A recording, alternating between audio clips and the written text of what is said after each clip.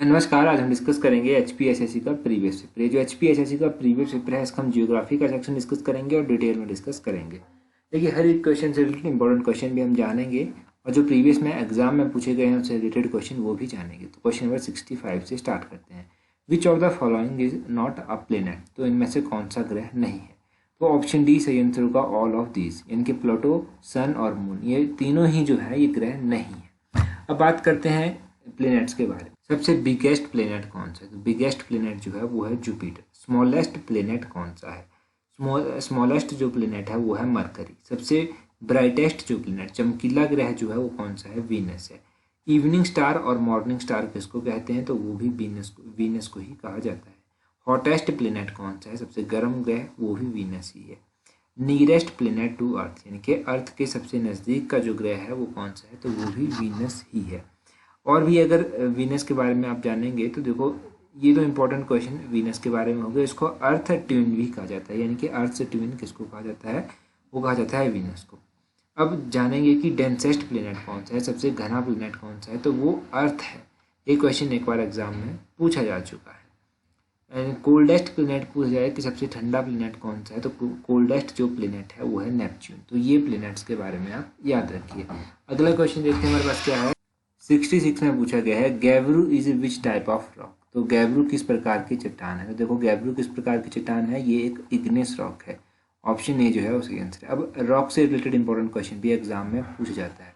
सबसे पहले igneous rock के बारे में जानिए कि इसके एग्जाम्पल कौन कौन से। तो इग्नेस रॉक के जो एग्जाम्पल हैं वो हैं ग्रेनाइट, गैब्रो और बेसाल्ट।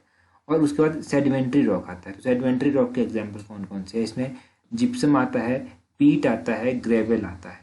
और उसी तरह मेटामॉर्फिक रॉक की बात करेंगे तो मेटामॉर्फिक रॉक में जो है वो मार्बल आता है, गिनीज आता है और क्वार्ट्जाइट आता है। तो ये मेटामॉर्फिक रॉक के एग्जाम्पल है। तो इन तीनों रॉक्स के बारे में आपको याद रखना है, इग्निस रॉक, सेडिमेंट्री रॉक और मेटामॉर्फिक रॉक। अगला क्वेश्चन देखिए, यहाँ पर पूछा गया है Kimberley in South Africa is famous for which industry? दक्षिण अफ्रीका में जो किम्बरली है वो किस उद्योग के लिए प्रसिद्ध है? तो क्वेश्चन नंबर 67 की बात करेंगे तो इसका ऑप्शन ए जो है वो सही आंसर है। ए यानी कि डायमंड माइनिंग। डायमंड माइनिंग के लिए फेमस है ये किम्बरली। ये क्वेश्चन भी 2-3 बार एग्जाम में पूछा जा चुका है। कई बार पूछा जाता है कि पिट्सबर्ग जो कि यूएसए में पड़ता है वो किसके लिए फेमस है? तो पिट्सबर्ग जो कि यूएसए में है वो किसके लिए फेमस है? वो आयरन और स्टील इंडस्ट्री के लिए जाना जाता है। और जोहान्सबर्ग जो कि साउथ अफ्रीका में पड़ता है तो ये किसके लिए फेमस है? तो जोहान्सबर्ग जो कि साउथ अफ्रीका में पड़ता है ये गोल्ड माइनिंग के लिए प्रसिद्ध है। डिट्रॉइट जो कि यूएसए में पड़ता है ये किसके लिए फेमस है? तो ये ऑटोमोबाइल इंडस्ट्री के लिए जो है वो फेमस है। ब्रिमिंगम जो कि यूनाइटेड किंगडम में पड़ता है वो किसके लिए फेमस है? ये आयरन और स्टील इंडस्ट्री के लिए जो है वो फेमस है। तो ये कुछ इंपॉर्टेंट प्लेसेस आप याद रखिए, ये किसके लिए फेमस हैं ये भी आप याद रखिए। अगला क्वेश्चन देखिए, the largest river of India in term of volume. Bharat की सबसे बड़ी नदी आपको बतानी है, किसके आयतानुसार सबसे बड़ी नदी जो है वो बतानी है। अब भारत की सबसे बड़ी नदी की बात करेंगे तो ब्रह्मपुत्रा है in term of volume. Option B जो है वो सही आंसर है। अब यहाँ से नदियों की बात हुई है, ये जो ब्रह्मपुत्रा नदी है ये कहाँ से निकलती है? तो ये मानसरोवर लेक के नज़दीक जो है वो निकलती है। और ये कहाँ पर जाकर मिलती है? तो ये बे ऑफ बंगाल में जाकर जो है वो मिलती है। ब्रह्मपुत्रा के अलावा गंगा के बारे में आप याद रखिए, गंगा जो है ये कहाँ पर मिलती है? ये भी बे ऑफ बंगाल में जाकर मिलती है। और यहाँ पर गोदावरी और महानदी ये दो नदियाँ भी दी गई हैं। तो गोदावरी नदी कहाँ से निकलती है? ये नासिक डिस्ट्रिक्ट जो कि महाराष्ट्र के इसमें स्थित है वहाँ से निकलती है और ये भी फॉल लेन के आखिर में जाकर बे ऑफ बंगाल में मिलती है। और अगर महानदी की बात करें तो महानदी कहाँ से निकलती है? ये रायपुर डिस्ट्रिक्ट जो कि छत्तीसगढ़ में है वहाँ से निकलती है। और ये कहाँ पर जाकर मिलती है? तो ये इसका इम्पोर्टेंट है कि ये कहाँ से निकलती है, ये भी बे ऑफ बंगाल में ही जाकर मिलती है। ठीक है, कहाँ से निकलती है और कहाँ पर मिलती है ये आपको याद रखना है। अब नर्मदा नदी कहाँ से निकलती है और कहाँ पर ये मिलती है ये आपको कमेंट करके बताना है नर्मदा नदी के बारे में। अगला क्वेश्चन देखिए हमारे पास क्या है, यहाँ पर पूछा गया है विच soil is useful for T and coffee plantation. चाय और कॉफ़ी बागानों के लिए कौन सी मिट्टी जो है वो उपयुक्त मानी जाती है? देखो, जहाँ पर चाय और कॉफ़ी के बागान अधिक होते हैं उसके लिए लेटराइट मिट्टी, ऑप्शन डी जो है वो सही आंसर है। ये लेटराइट मिट्टी जो है उसके लिए उपयोगी मानी जाती है। कई बार क्वेश्चन पूछ लिया जाता है कि कॉटन की जो कल्टीवेशन होती है यानी कि कपास जो होता है उसकी कल्टीवेशन जो होती है वो कौन सी मिट्टी में सबसे अच्छी होती है, तो वो ब्लैक सॉइल में यानी कि काली मिट्टी में जो है वो सबसे अच्छी होती है। अब दो मिट्टियों के बारे में हमने जाना, एक तो लेटराइट हो गया, एक तो ब्लैक सॉइल हो गया। अब लेटराइट मिट्टी के बारे में आप और भी जान लीजिए कि यहाँ पर कौन कौन सी और फसलें भी उग जाती हैं। यहाँ पर टी उग जाता है, कॉफ़ी उग जाती है, रबर यहाँ पर उग जाता है, कोकोनट भी यहाँ पर उग जाता है इस मिट्टी में। और ये कौन से इंडिया के ऐसे पार्ट हैं जहाँ पर सबसे अधिक पाई जाती है, तो महाराष्ट्र का पार्ट हो गया, कर्नाटका का पार्ट हो गया, यहाँ पर ये अधिक फैली हुई है।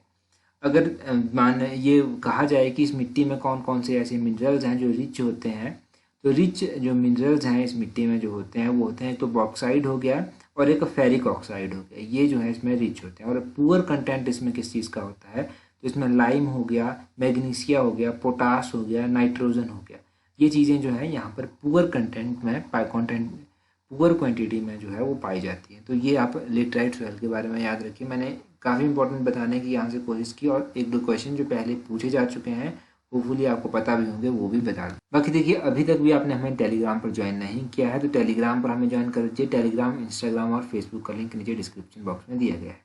अगर टेलीग्राम के लिए आपका ये जो लिंक नीचे डिस्क्रिप्शन बॉक्स में दिया है काम नहीं करता तो आप अपने टेलीग्राम से @allexam31 भी जो है वो सर्च कर सकते हैं, तो आप हमें टेलीग्राम पर इजीली जो है वो ज्वाइन कर सकते हैं। अगला क्वेश्चन देखते हैं हमारे पास क्या दिया गया है। Hyderabad is located on the bank of which river. ये जो हैदराबाद है ये कौन सी नदी के किनारे स्थित है। देखो ये इंपॉर्टेंट क्वेश्चन है कि हैदराबाद कौन सी नदी के किनारे स्थित है। तो हैदराबाद क्वेश्चन नंबर 31 का जो है वो ऑप्शन है मूसी सही आंसर है। मूसी नदी के किनारे हैदराबाद स्थित है। अच्छा देखो अलग अलग सिटीज़ जो हैं वो अलग अलग नदियों के किनारे स्थित हैं। पहले तो जो ऑप्शन में नदियां दी गई हैं उनकी बात कर लेते हैं। ऑप्शन में दी गई है मंदवी नदी, तो मंदवी नदी के किनारे कौन सी सिटी या फिर कौन सा शहर स्थित है, तो मंदवी नदी के किनारे पणजी जो है वो स्थित है। गोवा की कैपिटल है ना पणजी, तो वो कहाँ पर स्थित है, वो मंदवी नदी के किनारे स्थित है। अगर बात करें कि गोमती के किनारे कौन सी सिटी स्थित है, तो गोमती के किनारे जो है वो लखनऊ सिटी स्थित है। ठीक है, लखनऊ गोमती के किनारे है। और हुगली के किनारे कौन सी है, तो हुगली के किनारे जो है वो कोलकाता सिटी जो है वो स्थित है। ये आप याद रखिएगा। अब कुछ और इम्पोर्टेंट नदियाँ, जैसे दिल्ली किसके किनारे स्थित है, तो दिल्ली यमुना के किनारे स्थित है। कानपुर किसके किनारे स्थित है, कानपुर गंगा के किनारे स्थित है। हरिद्वार भी गंगा के किनारे स्थित है। बद्रीनाथ जो है वो किसके किनारे स्थित है, तो बद्रीनाथ जो है वो अलकनंदा नदी के किनारे स्थित है। अयोध्या जो है वो कौन सी नदी के किनारे स्थित है, मोस्ट इंपॉर्टेंट, अयोध्या कई बार पूछा जाता है। अयोध्या सरयू नदी के किनारे स्थित है। अहमदाबाद जो है वो साबरमती नदी के किनारे स्थित है। कोटा जो है वो चंबल नदी के किनारे स्थित है। जबलपुर जो है वो नर्मदा नदी के किनारे स्थित है। उज्जैन जो है वो कशिप्रा नदी के किनारे स्थित है। कशिप्रा एक नदी है जिसके किनारे ये स्थित है। गुवाहाटी जो है वो ब्रह्मपुत्रा नदी के किनारे स्थित है। उसके बाद बात करें हैदराबाद की, तो हैदराबाद मूसी नदी के किनारे स्थित है। और नासिक जो है वो गोदावरी नदी के किनारे स्थित है। तो ये आप याद रखिएगा कि कौन कौन सी सिटीज कौन कौन सी नदी के किनारे स्थित है। क्वेश्चन नंबर 32 देखिए। 32 है which of the following is fibre crop. तो इनमें से फाइबर क्रॉप जो है वो कौन सी है, फाइबर क्रॉप कौन सी है, हेम्प ऑप्शन ए जो है वो सही आंसर है। हेम्प जो है वो फाइबर क्रॉप की श्रेणी में आती है। अगर बात करें फाइबर क्रॉप की एग्जाम्पल्स की, तो कॉटन हो गया, जूट हो गया, सिल्क हो गया, हेम्प हो गया, ये सभी जो है किसकी श्रेणी में आते हैं, ये सभी आते हैं फाइबर क्रॉप की श्रेणी में। ऐसी क्रॉप जहाँ से रेशा निकलता है, तो रेशा युक्त फसल जो है वो कौन कौन सी है, कॉटन, जूट, सिल्क, हेम्प।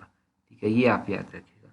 अगर आप बात करेंगे कैश क्रॉप के बारे में, तो कैश क्रॉप की श्रेणी में कौन कौन सी आती हैं, तो शुगर केन हो गया, पॉपी हो गया, ये सभी जो है ये कैश क्रॉप की श्रेणी में आती हैं। ऐसी कौन कौन सी फसलें हैं जो प्लांटेशन की श्रेणी में कौन कौन सी फसलें आती हैं, तो कॉफ़ी प्लांटेशन में आता है, रबर प्लांटेशन में आता है, टी यानी कि चाय प्लांटेशन में आता है, टबैकू जो है तंबाकू जिसको कहते हैं, तंबाकू भी प्लांटेशन की श्रेणी में आता है। तो ये आप याद रखो। अगला क्वेश्चन देखो। अगला क्वेश्चन है क्वेश्चन नंबर 33 है which is non metallic mineral.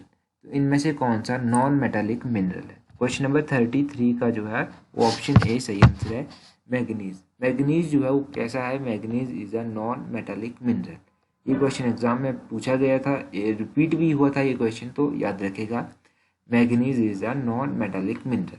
Question number 34 देखिए, Barauni oil refinery is located in which Indian state.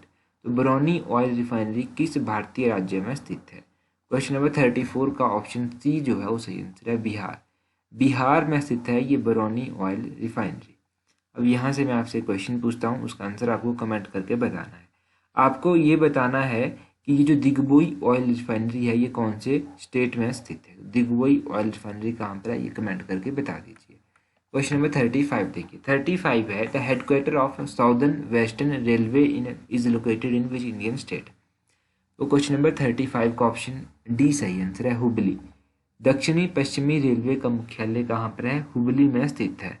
अब कुछ और इम्पोर्टेंट जो हेडक्वार्टर है रेलवेज के वो जान लेते हैं। देखो, जैसे कि सेंट्रल रेलवे जोन है, इसका हेडक्वार्टर मुंबई में स्थित है।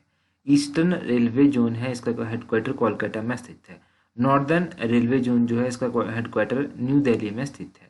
नॉर्थ ईस्टर्न रेलवे जोन जो है इसका हेडक्वार्टर गोरखपुर में स्थित है। और अगर बात करें साउदर्न रेलवे जोन की, तो साउदर्न रेलवे जोन चेन्नई में स्थित है। साउदर्न ईस्टर्न रेलवे जोन कहाँ पर है, कोलकाता में स्थित है। नॉर्दर्न वेस्टर्न रेलवे जोन का हेडक्वार्टर जयपुर में स्थित है। साउदर्न वेस्टर्न रेलवे जोन का हेडक्वार्टर हुबली में स्थित है। वेस्टर्न सेंट्रल रेलवे जोन का हेडक्वार्टर जबलपुर में स्थित है। और यही आप याद रखिए, ये काफ़ी है, काफ़ी हमने जोन डिस्कस कर लिए। अगला देखिए, अगला है 36 है, Similipal biosphere reserve is located in which Indian state. ये जो सिंपलीपाल बायोस्फीयर रिजर्व है ये कौन से भारतीय राज्य में स्थित है। तो ये कहाँ पर है, ये उड़ीसा में स्थित है। ऑप्शन सी उड़ीसा जो है वो स्थित सही आंसर होगा। 37 देखिए, 37 है, Darjeeling Himalayan railway has been included in the world heritage site list of UNESCO in which year.